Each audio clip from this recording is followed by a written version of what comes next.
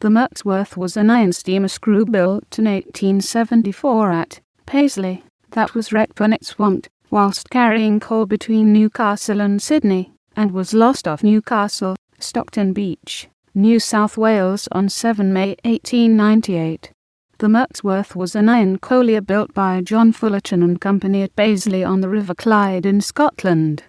The Merksworth, a most valuable addition has been made to the colonial steam fleet by the safe arrival of the steam collier Merksworth, which has been purchased in England by Mr. Jeffrey, specially for the Anvil Creek Coal Mining Company. This vessel was built at Paisley, on the Clyde, by Messrs. Fullerton and Co, and measures 165 tons register, carrying 420 tons coal under hatches, on a draught of only 10 feet. This was the most important item in the instructions of the directors, in sending for a vessel that could convey or bring from Morpeth, on the Hunt River, a large cargo on a given draught, and they have been most fortunate in securing a suitable craft in so short a time. In appearance the new steamer is a very fine wholesome vessel, having good ends, with a moderately flat floor. She is reported an excellent sea boat, and her outward passage speaks for itself with respect to her speed. The engines, which are on the compound surface condensing principle, are of 45 horsepower. They are exceedingly strong, but are so compact that they appear lost in the well-ventilated and spacious engine room, but, although small in appearance, they are most effective, and can with ease drive the ship 10 knots per hour on the small consumption of 3.5 tons per day. She left England with 336 tons of coal, and has now on board about 40 tons, and has been under steam 78 days. These facts speak for themselves, and show that the Merksworth is all that could be desired. She is supplied with 2 steam winches worked by a small donkey engine, which is placed in one corner of the stokehole, and she can work 3 hatchways at once. The cabin accommodation, necessarily only on a limited scale, but quite sufficient for the requirements of her officers.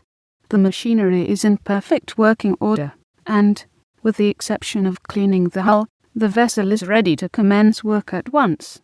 With regard to her passage, we learn that she left Cardiff on December the 2nd, steaming for the Cape of Good Hope.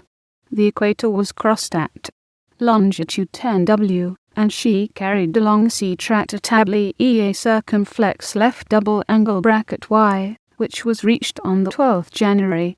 Having watered, etc., she left again on the 18th January, and ran down her easting on a parallel between latitude 39A circumflex degrees and 42A circumflex degrees S, with moderate winds and weather, passing the meridian of Cape Otway on 21st instant.